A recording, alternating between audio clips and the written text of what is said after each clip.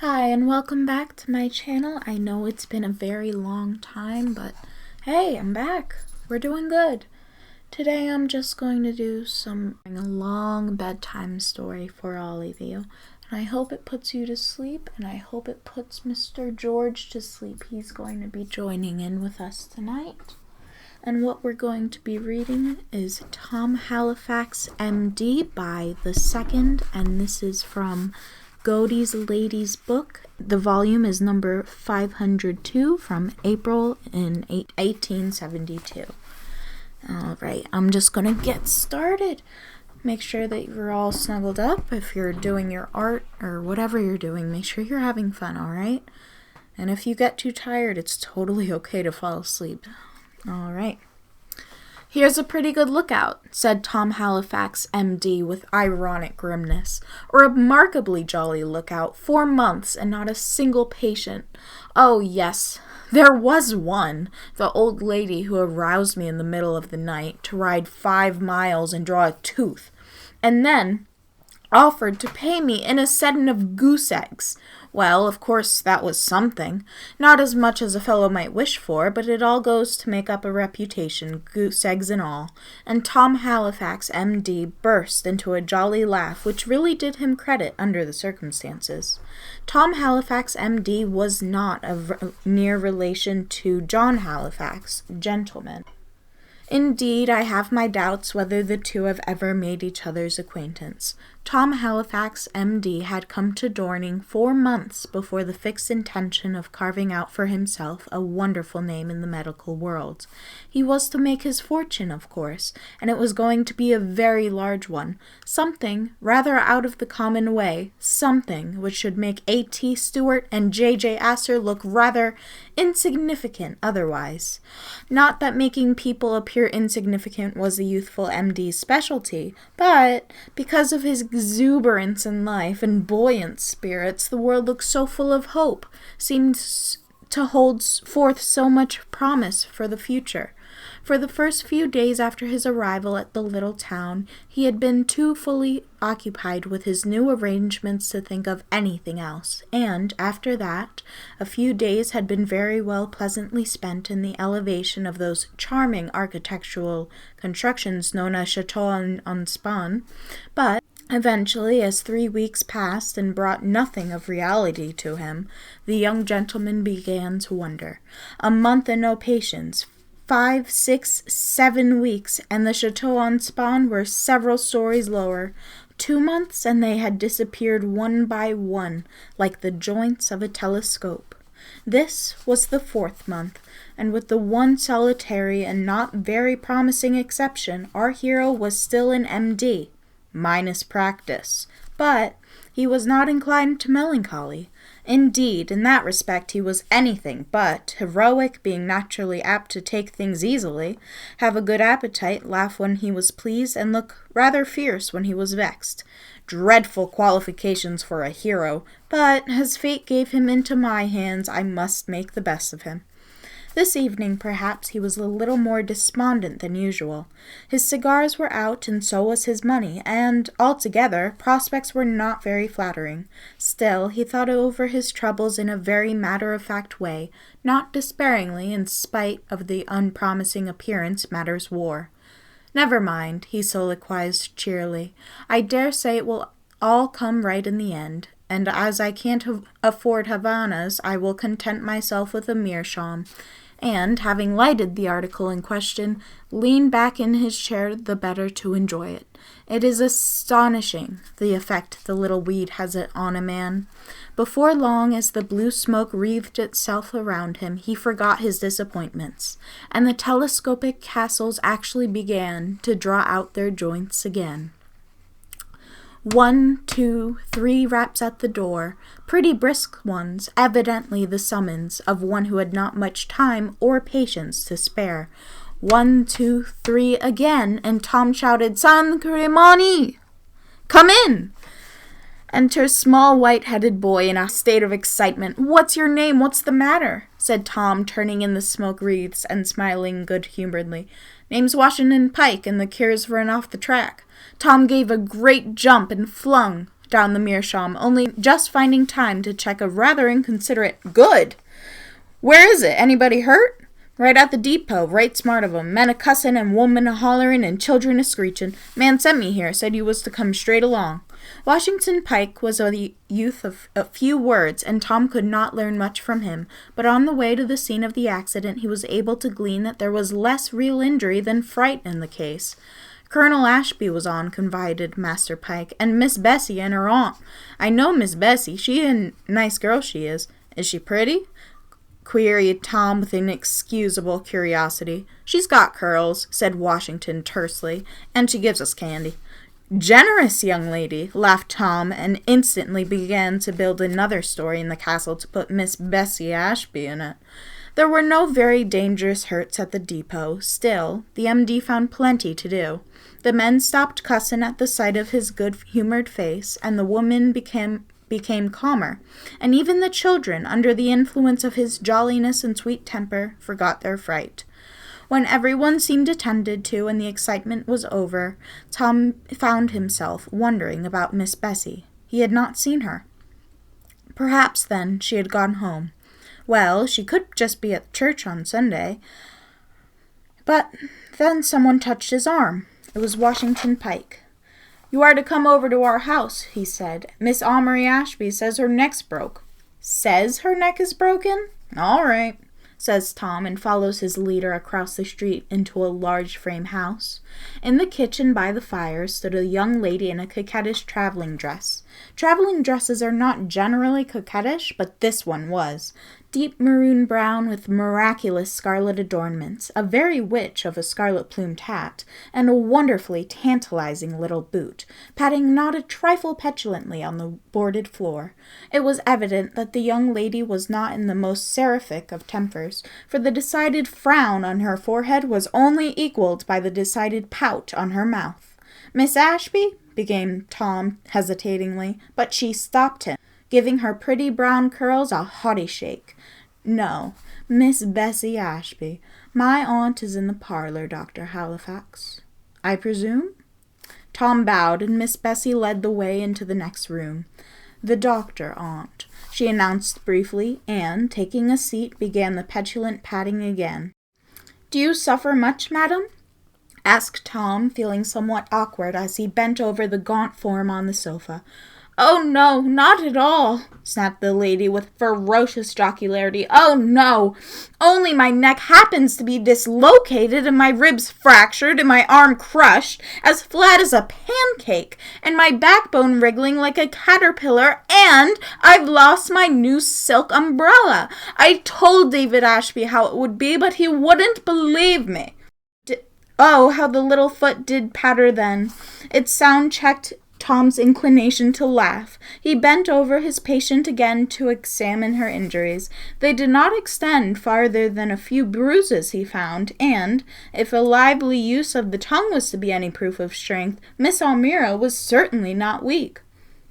"I told David Ashby," she reiterated, "but he wouldn't believe me. I came here to keep house for him and to take care of that child," nodding at Bessie, "and now I'm crippled for life, and it's a mercy if I don't go distracted. My goodness, that brand new umbrella I've paid $5 for.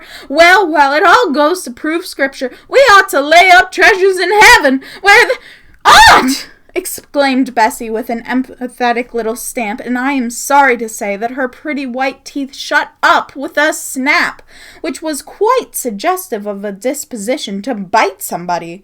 It was very evident that Miss Bessie was rather proud, perhaps a trifle spoiled, and consequently did not like this open display of her relative's weaknesses. Tom saw this and turned the conversation with adroit good humor and, really, with great success. After a while, the pretty clouded face began to clear, and by the time Miss Almira was consoled and soothed into quietness, our MD began to think that, taking all things into consideration, Master Pike had exhibited good taste. "Your aunt is not much hurt," he said as he took up his hat. "Only a little shaken. I will call tomorrow, but stay. Shall I find you here?" "Not if you think she may be moved. Papa went to arrange about the carriage an hour ago. Come to the house. Colonel Ashby's, you know. "Good evening, Dr. Halifax," and Miss Bessie bowed him out of the door. "Colonel Ashby is one of the FFVs, I hear. Strictly speaking, Miss Ashby is charming, the old lady eccentric," mused Dr. Halifax as he went on his way rejoicing. The next morning, in obedience to commands, he made his call.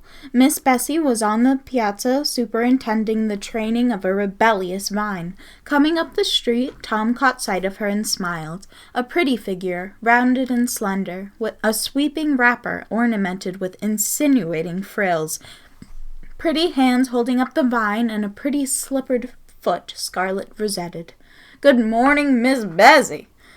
Looking back on her cordial good night, he was hardly prepared for her greeting. A slight turn of the head over her shoulder, tossing back of the veiling curls, and then a cool little nod. "Oh, good morning, Dr. Halifax. Walk into the parlor. Aunt is there. A little more this way, Jim." And Miss Bessie was as deeply occupied with her work as though there was no Dr. Halifax in existence. Of course, it was somewhat annoying, but the MD was pretty well balanced, and took it philosophically. Miss Bessie was as capricious as she was pretty, that was very plain. And besides, perhaps Tom's face did flush a little as he thought it. Even in Republican America there is such thing as caste, and an insignificant young physician with his fortune to make is scarcely an eligible acquaintance. "Pshaw," said he inwardly, and marched into the parlor with his head very erect. Miss Almira had come to the conclusion that it was not her neck which was broken, it was her back. But, apart from this, and a slight attack of the yellow fever, which she had said to have caught from a fellow traveller, she was improving. She was a rather trying old lady, on the whole, to a person with a keen sense of the ridiculous, but, by a dint of strong effort, Tom had managed to keep his countenance and leave a tolerably good impression. "A very worthy young man," decided Miss Almira when, after he had taken his departure, her niece entered the room. Bessie shrugged her shoulders contemptuously. Not being a very dutiful young lady and rather impatient of control, her aunt's eulogy was quite enough to stamp any one of intensely disagreeable. Besides, considering how she had condescended in her high position as lady patroness, she thought the worthy young man had been rather too cool and self-possessed. "I don't see anything very entertaining about him," she said coldly, "and I am sure that he was dreadfully shabby. His coat was quite threadbare, and Mrs. Pike says he has no practice at all." Tom had been quite right in concluding that Miss Ashby was spoiled and capricious. She was accustomed to being admired and looked up to, and could not understand people who wore shabby coats meeting her on a polite equality. "I have made an apology for my hero. Here, I must make one for my heroine. Heroines should be perfect. Mine is not. Only a pretty, spoiled girl, whose natural goodness is pretty evenly balanced against the old Adam, having plenty of temper and plenty of impulsive warm-heartedness. As I said of my hero, I must say of my heroine. Here she is. Make the best of her." The next time Tom called out on his patient, Miss Bessie was in the room. Influenced by a new whim, she tried to patronize him, but he was not to be patronized. He had taken her snubbing with polite good humor and indifference, but the patronage was another thing, and, in putting it aside, easily and coolly, he incurred her great displeasure. By the time he bid his adieu, he had come to the conclusion that it was a pity Miss Bessie was not as amiable as she was pretty.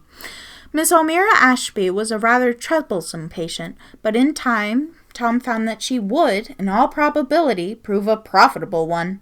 People who had not been willing to trust him before were quite willing to follow the lead of the aristocratic Ashbys, and, influenced by their patronage of the young doctor, patients began to drop in slowly. Colonel Ashby himself, making his acquaintance, became wonderfully prepossessed in his favor. How could he help it? An honest, handsome, manly young fellow with a kind heart and a sweet temper cannot fail to win friends, and, in time, Tom Halifax won them. Young men who were members of the best families of the small town, forming friendships for him, voted him a a good fellow, and inviting them to their houses, introduced them to their prettiest of sisters. Of course, this was an improvement on the old dull life, and Tom enjoyed it very much. He attended the parties and the picnics, and danced with the belles, and perhaps flirted with them in a little certain gay, genial style. He was quite equal to it. In society, he met no one oftener than Bessie Ashby herself, but for some reason Bessie Ashby and the M.D. did not agree very well, acting upon each other as much as Lucifer matches act upon rocks, with a result of fire and smoke. Bessie was the belle of Dorning, and it was clearly everyone's duty to be awe-stricken by her perfections. Tom Halifax, M.D., was not. He would not be patronized, and consequently it was difficult to snub him. Miss Ashby felt injured, and informed her friends confidentially that she thought that Dr. Halifax was a little presuming, considering his position. Of course, this was very pleasant news for Dr. Halifax to hear, but it did not appear to disconcert him very much. He might have possibly been a little cooler on the occasion of his next meeting with his fair enemy, but that was all.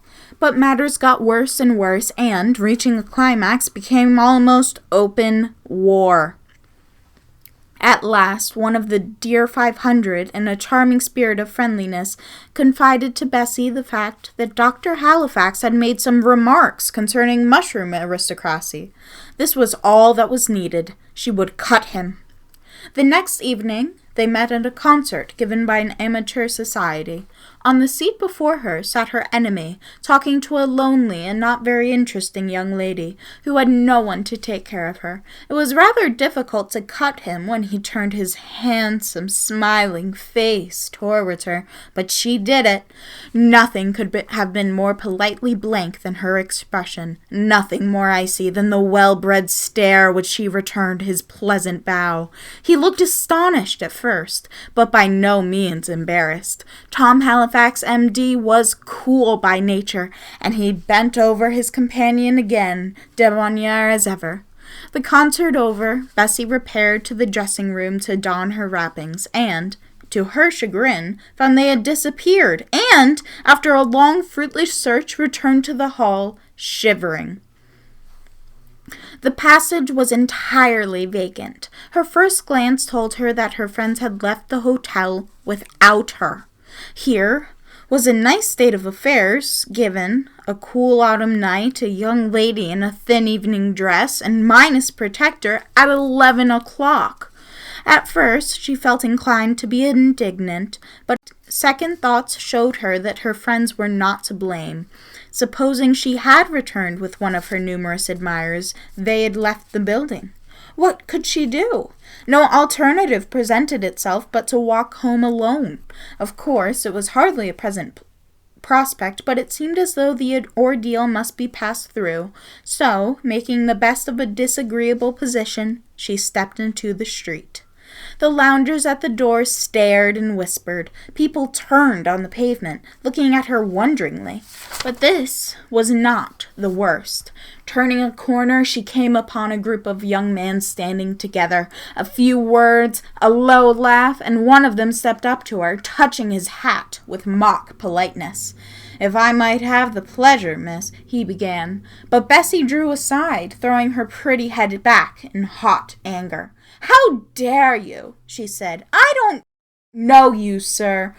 "Which, of course, I regret deeply," said the man. "Pray, permit me to improve the acquaintance." Poor Bessie! She glanced up and down the dimly lighted thoroughfare, but saw no means of escape. She had almost made up her mind to beat a sweet and undignified retreat, when a gentleman who had been standing on the opposite side of the way crossed with a quick, decided step. "Tom Halifax, M.D. "This man is annoying you, I see," he said quietly. "Excuse me, Miss Ashby." And the man lay on the pavement, stretched there by a charming illustration of that charming science whose first rule is to strike from the shoulder. It was so coolly done, and there was so little of excitement in it, that Bessie was in a perfect state of bewilderment, and was only brought to her senses by her protector's voice. You have lost your party, I perceive. Allow me to offer you my shawl, and if you will accept my arm, I think we can take care of you. I really must say poor Bessie again. Only an hour ago she had slighted this man openly, and now he had made her eternally his debtor, and yet, as he folded the shawl over her shoulders, she had not a word to say. It was no use to struggle for dignity and self-possession. She had lost all control over herself. A few steps she took, trembling and almost choking. Then, in a little impulsive rush, her excitement broke forth. "Oh, Dr. Halifax," she said. "Oh, Dr. Halifax," and burst into tears. When he first came to her rescue, Tom had some very natural ideas of being rather dignified, and, indeed, I think he would have managed it very well. But the trembling hand on his arm, the pretty drooping head, were rather too much for him, and the burst of girlish tears served as a finishing stroke. "Never mind," he said soothingly. Don't let us talk about it again, Miss Bessie." "But it isn't that," said Bessie in a burst of impetuous penitence. "I have been so horribly rude to you. I don't know how you can excuse me. You ought to hate me, Dr. Halifax." "I don't think I ought," said Tom, smiling. "What does the Bible say? Love them, but hate you? And I think you have hated me." His good nature removed Bessie's embarrassment, and by the time they reached home, she had changed her opinion on the subject of Dr. Halifax's presumption. After he had bid her good night, he held her hand a moment, looking down on her half quizzically. "Is it to be peace or war, Miss Bessie?" he asked. "Peace, if you please," she said, with a very becoming blush. And I think I ought to tell you that I'm very sorry, Dr. Halifax." From that time forward, the M.D.'s star was on the ascendant. Miss Ashby never did anything by halves, and her admiration for her former enemy became as great as her dislike had been. Dr. Tom began to wonder at the blindness he had displayed in not discovering her many perfections before. How charming she was, how warm-hearted, how sympathetic, how very, very much prettier than he had ever imagined. Altogether, he was in a rather dangerous position. In time, people began to speculate and gossip, and the wisest of the village critics to shake their heads sagely, as the young doctor dashed by on horseback with Miss Bessie, radiant in flying curls and sweeping habit, and wonder, what would Captain Houstid say? But Bessie Ashby had not stopped to think of Captain Houstid. Dorning was dull sometimes, and Dr. Halifax was entertaining, to say the least, and it was very pleasant to have a witty, intelligent companion always on hand. But one day, after returning from a long ride, she ran up to her room to change her dress and was suddenly reminded of him. A tiny branch of coral-hued leaves clung to her curls, and as she passed the mirror, their brightness caught her eye. Tom Halifax had placed them there half an hour ago. This was the first time she remembered Captain Houstid, and, as she remembered him, she glanced at the scarlet leaves, with her cheeks glowing, and patted her foot, with the old petulant emotion the M.D. had noticed the first time he met her. "Nonsense," she said contemptuously a moment after. "Dr. Halifax and I are good friends, that is all. I have told you that my heroine was not perfect, and that you must make the best of her. I wonder if you will blame her very much when I tell you the whole truth about Captain Houstid. Captain Houstid was her cousin, and her slave, and had been her slave for a year. When she had returned from the north, she had left him behind her, giving him some hope that she would welcome him at Dorning. Captain Houstid was handsome, pleasant, aristocratic, and rich. He adored her, and was eligible in every sense of the term, so she had allowed him to play the devoted cavalier, as long as he did not interfere with her arrangements. For a few months this had all been very well, but now, An obstacle had arisen in the shape of Tom Halifax, M.D. It was rather strange, for, unlike the gallant captain, Dr. Halifax had not decided to love to her. He had even dared to controvert her pet theories, and once or twice had politely contradicted her. Still, he was an obstacle. Of course, this would never do. All sensible people know that brains stand a very poor chance when thrown into the scale of society to balance against the powerful dollar, even if a warm heart and a pair of eloquent eyes are flung in as to make weight. Dr. Halifax and the Dorning practice versus Captain Houstid and 10,000 a year. Pshaw! The Dorning practice would hardly supply her with bonnets, and anyone who looks at things seriously will acknowledge that bonnets are a grave consideration. Besides, there was the position. No, it was not to be thought of. Remember, my heroine is far from perfect, so Mademoiselle Capricious tore the red leaves into tiny atoms, and, flinging them out of the window, watched as they fluttered onto the ground. But still one cannot snub one's friends, she decided, and receiving the M.D. day by day, with all fascinations in full play, allowed him to fall much more deeply in love than was quite right, considering the unfortunate Dorning practice. But sometimes, in spite of appearances, Tom did not feel quite at ease. Bessie Ashby was capricious and self-willed, that he acknowledged. Still, the knowledge hardly reconciled him to the fits of imperious indifference.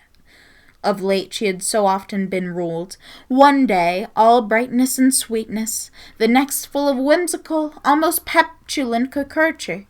Handsome Tom did not like it, and at last, in his own honest, frank way, he remonstrated with her.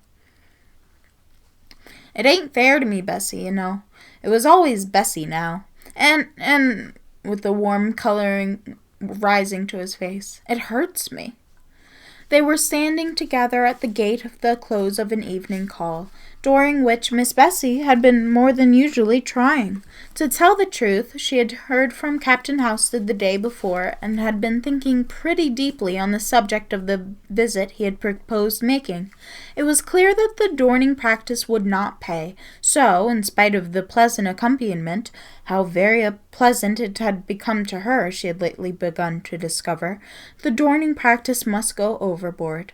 I dare say you are inclined to cry shame on her, but, keeping in view the fact that she was only an average angel, remember that her life and surroundings had from her birth been very different from what she could possibly expect from such a future. For beside herself, there were 2 sturdy brothers in West Point to look after her father's patronage in life. Was she very mercenary? Perhaps so. But to a practical mind, love in a cottage on a trifle less than nothing a year is not an alluring prospect. But how long am I keeping the M.D. waiting for his answer? It isn't fair to me, Bessie, you know, and it hurts me. Bessie shook the brown curls back over her pretty shoulders and began to play with the gate latch. I am very sorry, I'm sure, with a little half-frown, but I don't see why it should. Tom glanced at the soft, restless hand with an half-annoyed expression. I think you know very well why it should, he said, and why unkindness and caprice on your part always hurts me. Why do I care for you, Bessie? Why did he indeed? The curling lashes drooped very low on Bessie's cheek. Ah me! If the Dorning practice had only been remunerative! I don't know why again. I am sure it is very strange, considering how capricious and stupid and disagreeable— Bessie! Exclaimed Tom with an authoritative ring in his voice, which was new to her. Fred Houstid had never made her heart beat with a changed tone. Women must be the strangest of contradictions, for she had never loved him before, she loved him then. It needed quite an effort to regain her equilibrium. "You have no need to be so dreadfully cross," she said, resorting to feminine tyranny by the way of making her position more secure. "You know you did say so. Not that it matters," raising her pretty arched brows. "Of course, I don't care." Here I must again remind you that my hero is only a commonplace mortal, because at this point I am sorry to say that he lost his temper. She did not care, and could say so after he told her how her whims had wounded him. "Well, of course," he said coolly, "if my opinions are of no value to you, I can remedy my past intrusion by ceasing to trouble you with them. Thank you for your candor. Good evening, Miss Ashby." "Don't mention it," said Bessie with stringing sweetness. "Well, of course," he said coolly, "if my opinions are of no value to you, I can remedy my past intrusion by ceasing to trouble you at all. Thank you for your candor. Good evening, Miss Ashby." "Don't mention it," said Bessie with stinging sweetness, "and do call tomorrow. Captain Houstid will be there, and I am anxious you should make his acquaintance. He is so nice." Tom Halifax, M.D., whirled around on his heel as he touched his hat, feeling shockingly profane. That was the secret, was it? A few days ago he had heard Captain Houstid, and only that evening had he come upon his carte visite placed in a graceful juxtaposition to Miss Bessie's own. This was the first time the gallant captain crossed his path, but it was by no means the last. Once or twice before he had little squabbles with his lady love, and they had passed into oblivion without second mention, or, better still, with such pretty contrition as made them almost a pleasure. But this one was doomed to a more serious end. The next morning, as the train came puffing into the adjoining depot, Dr. Halifax stood upon the platform watching it and smoking a cigar. It was interesting at any time to study the different faces as they entered or left the cars, but this morning the M.D.'s interest may have been a little deeper than usual. One gentleman with an umbrella, one lady with a bundle, one child in a large bonnet, and oh yes, that must be Captain Houstid. Captain Houstid certainly had every advantage of good looks. He was stylish and well-proportioned, and had an extremely good-humored and good-featured face. Friendly and offhand he looked, and friendly and offhand he proved to be. For, reaching the platform and seeing our hero standing alone, he saluted him and began to chat easily. "Never been to Dorning before," he said at last, "only know it by repute. Are you a citizen of the burg?" "Resident physician," Tom said, smiling. "Dr. Halifax, at your service." "And I, Captain Houstid. Of course, are you acquainted with Colonel Ashby?" Tom bowed. And with a merry, half-confused laugh, "Miss Bessie?" "Yes." "See here," laughing again, "she is my cousin. I am an amiable youth, dutiful and all that sort of thing. Come down to see my uncle." "You will find him at home," answered our M.D., feeling, in spite of his predisposition of the gay, genial young fellow, as if he would like to strangle him. "Could you bear it if you did not?" "No," with great solemnity. "I should sink to the earth, entirely overpowered by the agonizing disappointment. How many cases of spontaneous combustion have there been since the mademoiselle came home? Charming she is. Miss Bessie is like the rest of the angels. Uses men as we do cigars. Puff, puff, puff, until the fire is drawn out, and then throw away the ashes and try another." As he walked home that morning, and after leaving his rival, Tom's thoughts took a new vein. "I don't believe Bessie is a flirt," he would say over and over again, as though trying to convince himself that he spoke the truth. "She is naturally coquettish, but I don't think she's a flirt." By the time he had reached his office, he appeared to have changed his mind.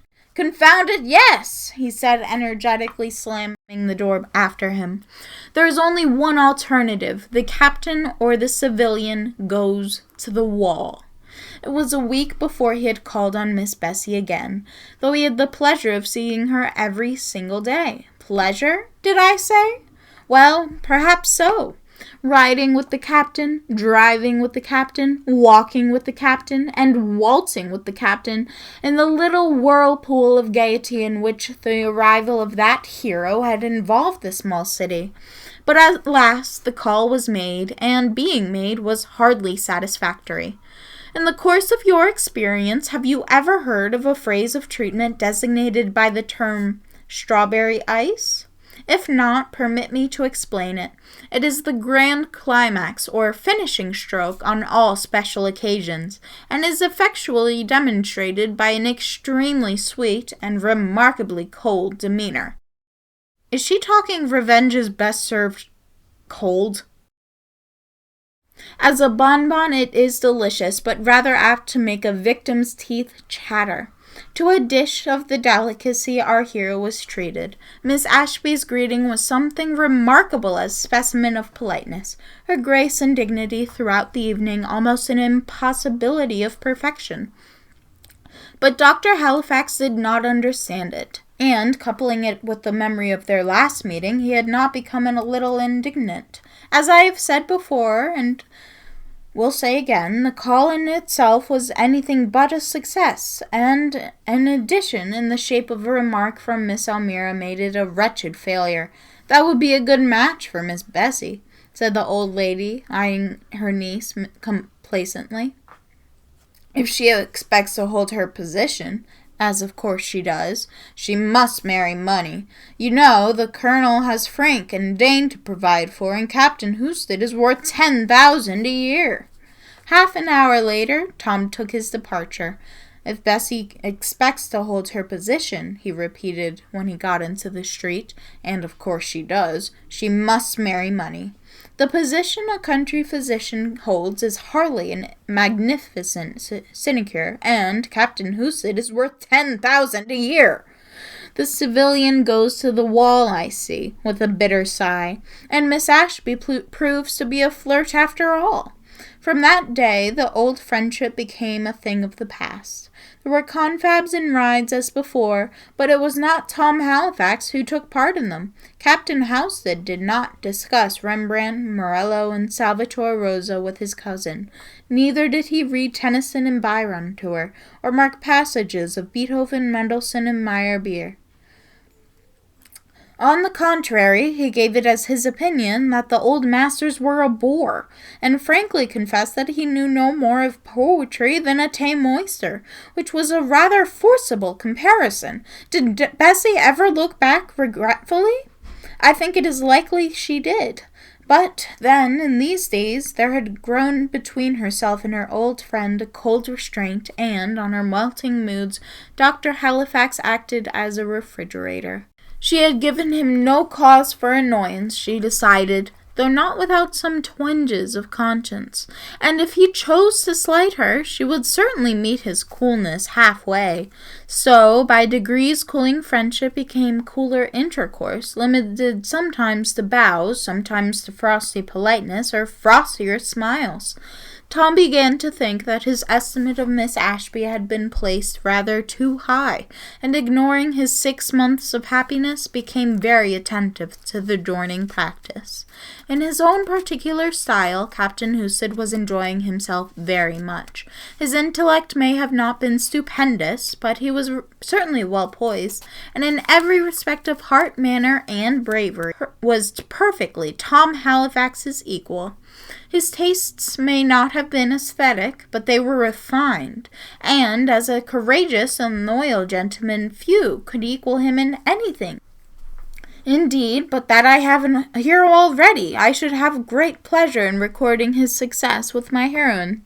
Why should I not? Women have married such men, and do marry such men, and love and revere him, and thank God every single day for the blessing of their warm-hearted strength proves through life.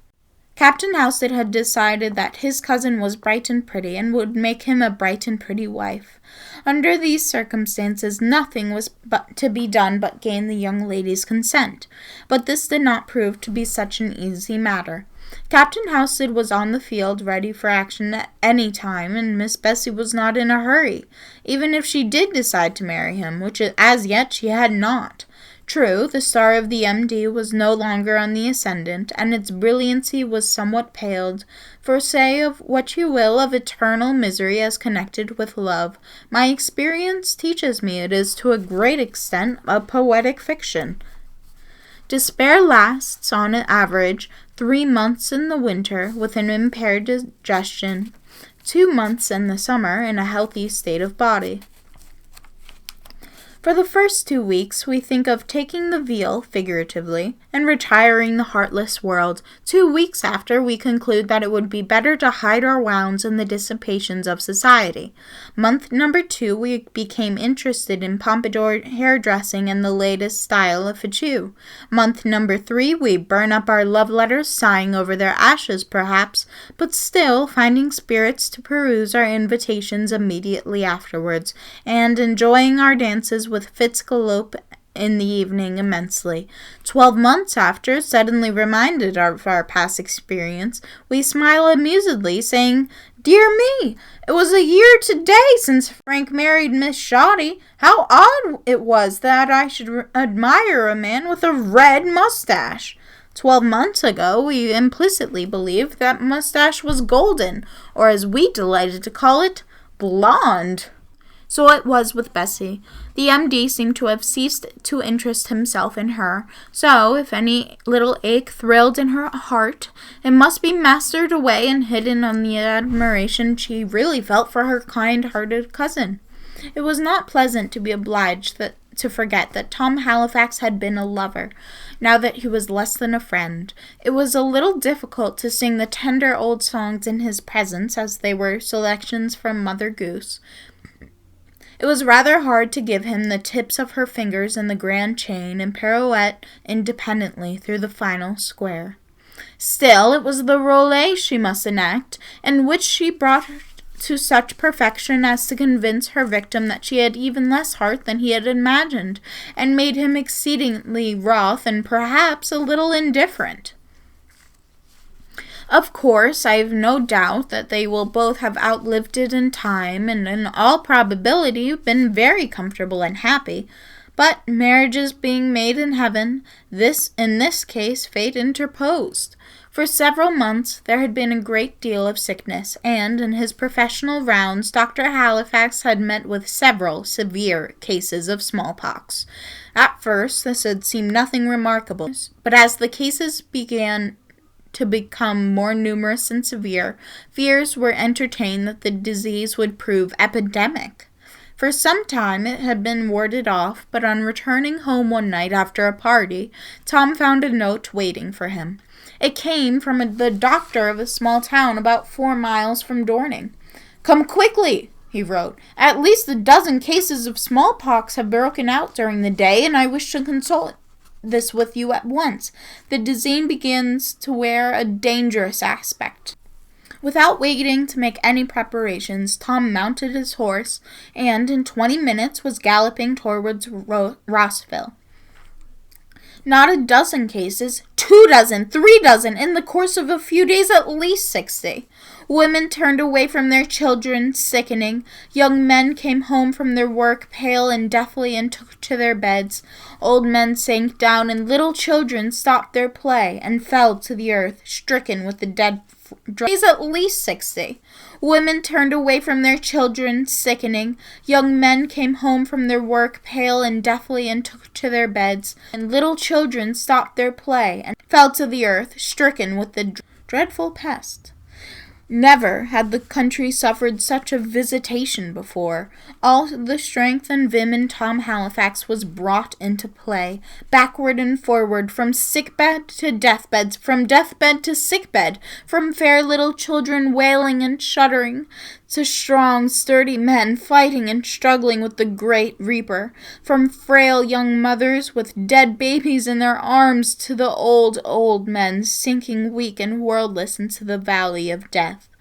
Riding through the silent streets in the daytime under the scorching sun, riding through the darkness at night when the click of his horse's hoofs seemed like a terrible warning.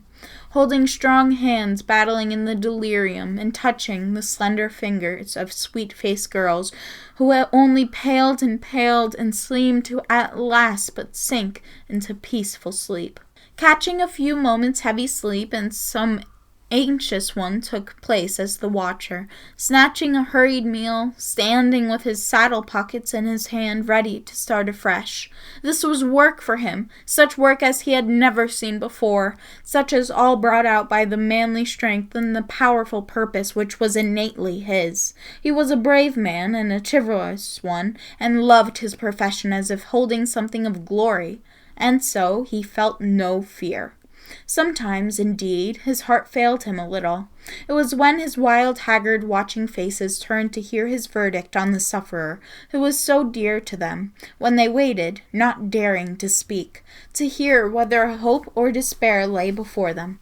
It was in such hours as these that the young doctor won his name, won it by the impulsive tenderness and utter self-abnegation. Through the country, from homestead to homestead, from hut to hut, only a few miles journeyed in a week, and it had reached Dorning.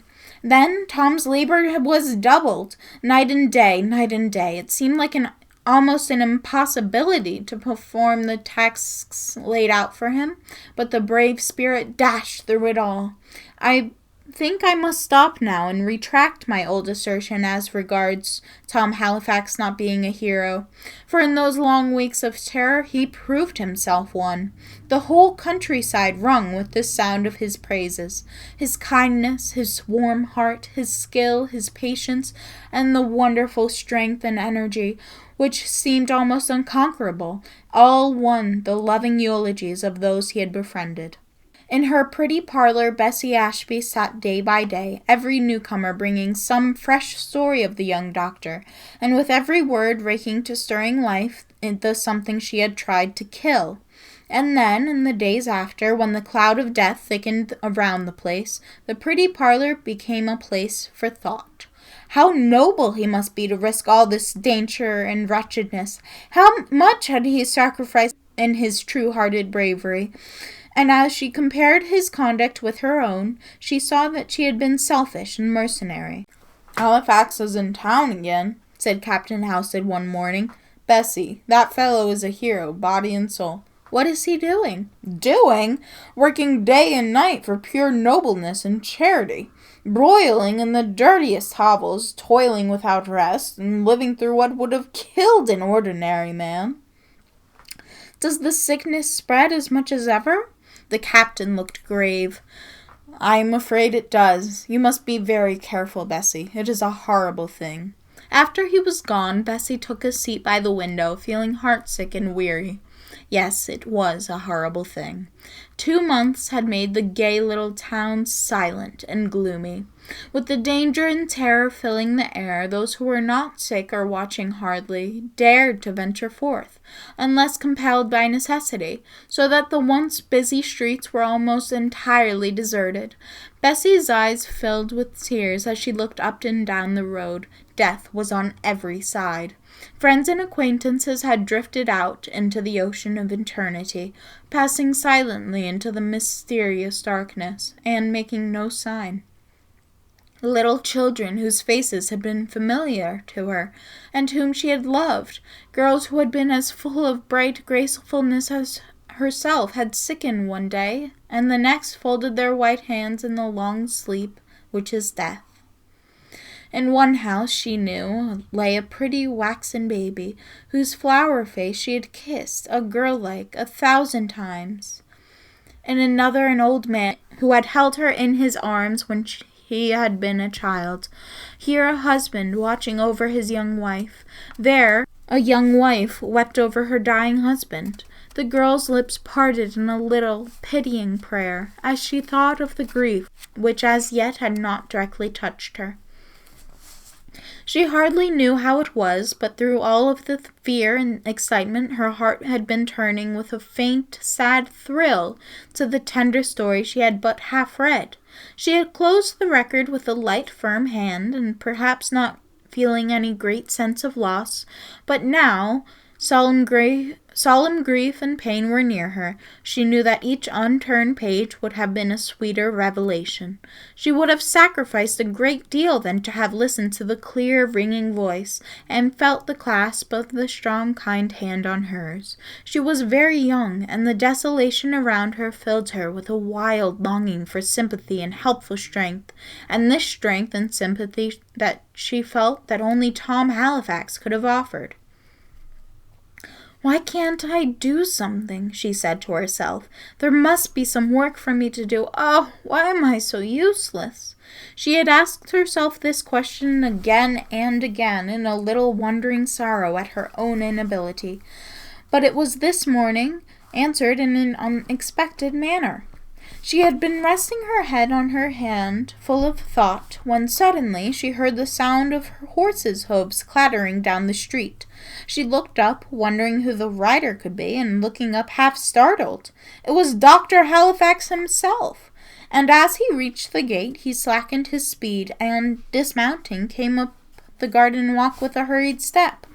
She did not wait for the servants, but, stepping into the hall, flung the shade blinds in response to his summons and stood there before him.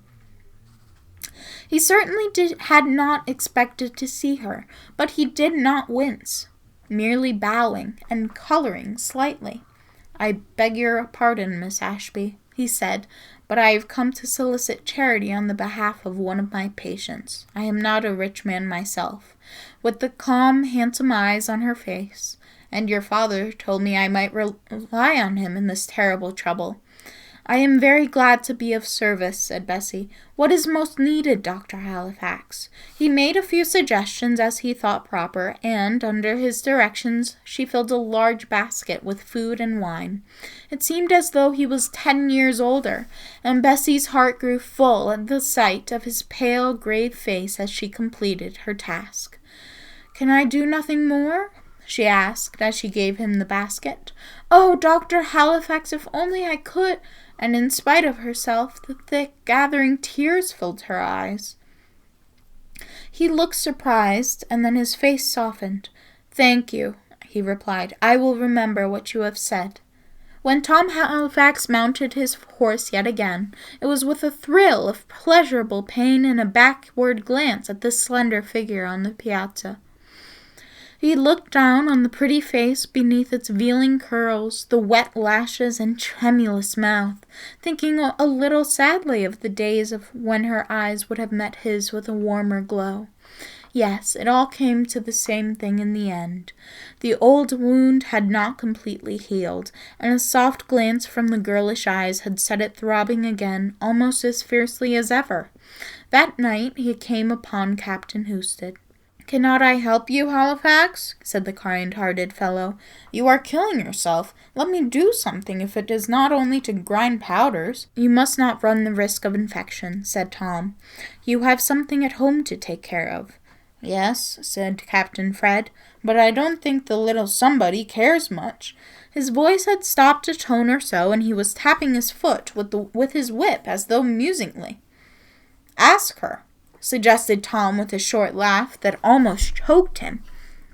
"I'm going to ask her tonight," said Captain, raising his head suddenly with half of a smile. "It's all a lottery, you know, if it remains to be proved whether my prize is blank or not." 3 hours after Bessie stood with her cousin in the garden. "It is no use," she said with impetuous tremor. "I don't love you, Cousin Fred. At least, not as much as I must love the man I marry. I thought I did, but lately—" She stopped, drooping her face, and then added, almost in a whisper, "I have been very wicked and foolish. Please forgive me." The captain looked down a little gravely. "When did you change your mind, Bessie?" "A few weeks ago, since this dreadful plague. It made me think, and I saw that, and I had not been doing rightly." It was fully 3 minutes before Fred Houstid spoke again. "See here, Bessie," he said at last, "I am learning something too. I never believed gossip before, but now—" A moment's pause, and in his smothered doubt burst forth, Bessie, why did you quarrel with Tom Halifax? Oh, Fred, don't. Don't cry, said Fred. I want to know the truth. I have said Bessie Ashby had never done anything by halves. In her grief and excitement she had forgot that she had flirted with her cousin, forgot about the position, forgot everything, but that she was frightened and miserable and tired of acting. I have been so horribly selfish, she sobbed. I didn't think I cared so much, and he was so poor, and then we quarreled, and I thought I could like you well enough. I don't think I should have been so wicked, but he was so proud, and things got worse every day. But lately it has all come back, and I can't help it. You have not treated me well, Bessie, said the honest young captain after a short silence. Men don't want women to marry them just because they think they can like them well enough. But I think you see how you have wronged me. It is all over now, so we will say no more about it. I have said before that hearts do not break. They may stretch and perhaps suffer a little bit in the rebound, but really breaking is out of the question. And warm and true though our brave captain might be, it was not likely to disgrace the general India rubber reputation by snapping, even in this painful strain. So pray do not blame poor penitent Bessie for any misfortunes which may hereafter befall him. The next morning Dr. Halifax met his rival in the street. I prophesied rightly, old fellow, said the gentleman quietly. The affirmative proves to be a negative after all. Mademoiselle is changeable, said Tom. I hope I am not going to have you as a patient, Houstid. You are as pale as a ghost. Broken heart, laughed the captain. No, I don't think you will. The warmth gives me a slight headache, but that is all. But there was something more. As the day grew, the slight headache became a severe one. Throbbing and pulsing, the pale face flushed, and the strong limbs failed and trembled as they had never done before. At about 6 o'clock, as Tom sat in his office writing out some prescriptions, Captain Houstid entered the room and staggered into a chair. I am afraid that you are going to have a patient, Halifax, he said, smiling feebly. I feel rather faint, and as he said it, he dropped his deathly face upon the table and lay there without moving. He had braved it a long time, but the dreadful pest had come upon him at last. Tom was sent for Colonel Ashby, and the sick man was carried home. At the door, Bessie met them with a pale face but steady eyes. She ought to have been sent away, said Tom, but I am not afraid, she answered firmly. Please, let me say. I dare say you will decide that Dr. Halifax was shockingly unstable when I tell you that from the time his mind began to wander as regarded Bessie Ashby. Meeting her every day in her cousin's sick room, it was not easy to feel cold and stern. She was so sweet and girlish in her new humility. Now the old capricious courtesy was thrown aside, and in all her appealing obedience to his orders he could not fail to see a little sensitive fear which is sometimes troubled, but always stirred his heart. He must take care of her, too. Every shadow that crossed the pretty face must be inquired into. He was not going to fall into love again. Of course, he was merely doing this as his duty of a medical man. Still, it was rather interesting. Sure, bud. Captain Houstid was the last serious case of sickness, but it was a very severe one. For months, the poor fellow's life lay trembling in the balance, one day fevered and delirious, the next seemingly sinking into death. But in time he began to struggle through it, and thanks to Tom's skill and patience, the shadowy face began to light, with a faint glimmer of returning strength. Gradually, the fearful scourge weakened its power, and little by little seemed passing away. There was still patients to be visited and work to be done, but the awful rage of the pestilence had swept by. Then it was Tom Halifax began to reap his reward. People who had never heard his name 6 months before sent for him in all critical cases. Men of wealth and high standing in society courted his acquaintance as the brave young fellow who did his work so nobly throughout the sickness at Dorning. Men and women pointed him out to each other on the street, saying, "But for him I should have been laid on my grave. He saved my children for me. When my old mother died, he was the last man she knew. When we were in trouble, he worked for us day and night. God bless him." Had there been nothing else, the warm, loyal young heart would have thrilled with tender thankfulness at the simple gratitude of the humble sufferers, to whom he seemed almost a savior. But apart from this, reality came to him. There was no lack of practice now, and the name and fortune that had seemed so far away a year ago had become a promise of truth. Of course, as they were not yet quite perfected, but still each day brought them nearer, and showed something of solid advancement in life and prospect. The two on Spawn were beginning to stand on a substantial foundation. Perhaps this had made him very happy. Naturally, he felt thankful, but being a very warm-hearted and, in some things, a very unscientific M.D., he could not quite feel restful. The truest of all truths is that whatever we love we can forgive, and whatever we forgive is not difficult to love. Bessie Ashby had refused Captain Houstid. Why had she done it? Could it be that her foolish little heart was subdued at last? It was easy to be magnanimous when one has been injured, and it was hard to not be magnanimous when the injurer is a pretty girl whom one has once loved.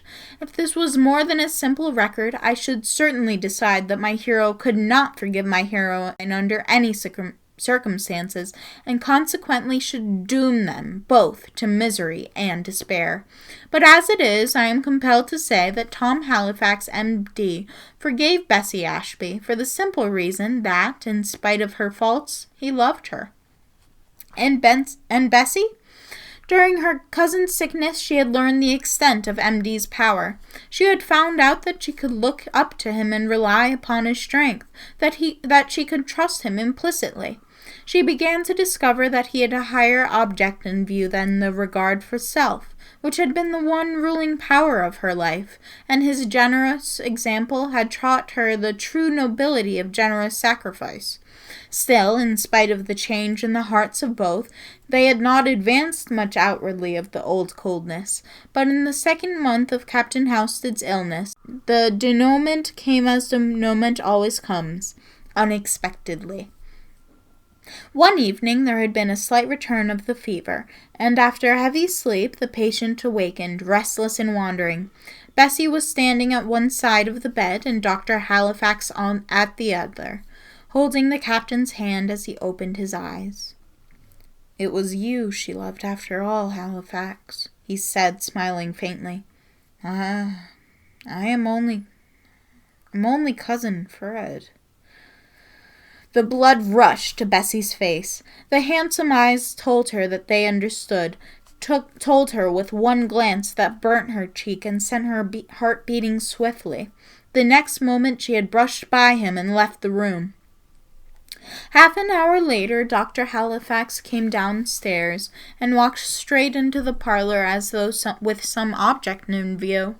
A very pretty figure stood revealed in the dusky light by the window, a pretty head with long, shining curls, resting upon an equally pretty hand. I wonder if Miss Ashby knew what was coming. Certainly her pulse fluttered very fast, and she looked out into the garden quite resolutely. Bessie! She did not move. Bessie! He was certainly a determined gentleman, this Dr. Halifax, for he drew the pretty hands away and turned Miss Ashby to the light. "Was it true?" he whispered, bending very low over her. The long curls drooped a little nearer. It really looked as if Miss Ashby was going over to the enemy. "I think it was," she said very softly. I think it was true. I think it has been true for a very long time, Dr. Halifax. It was dreadfully undignified, but Miss Ashby has positively made an unconditional surrender, and the curls lay in a shining heap against Dr. Halifax's broad shoulder. "My dear little girl," he said, tenderly kissing the pretty, tremulous face. "My dear, dear little girl, how happy you have made me. What more do I have to say? I have ended their record, bringing both hero and heroine through their adventures, and leaving them in an only properly dramatic position. I have only to tell you that Captain Houstid proved my theory of the elasticity of hearts, and recovering from his sickness, recovered from his disappointment in a very sensible and decorous manner. In all probability, he forgot his penchant of brown eyes and married a blonde. If he did, could there be a better proof that love is a lottery and variety the spice of life? That has been Dr. Halifax, M.D. by the second, and that was from Godey's Lady Book from 1872. My throat is on fire, and I hope you like whatever is on the screen there for you. I have no idea as of yet, but thank you for sticking with me. Thanks for sticking to the end. All right, goodbye.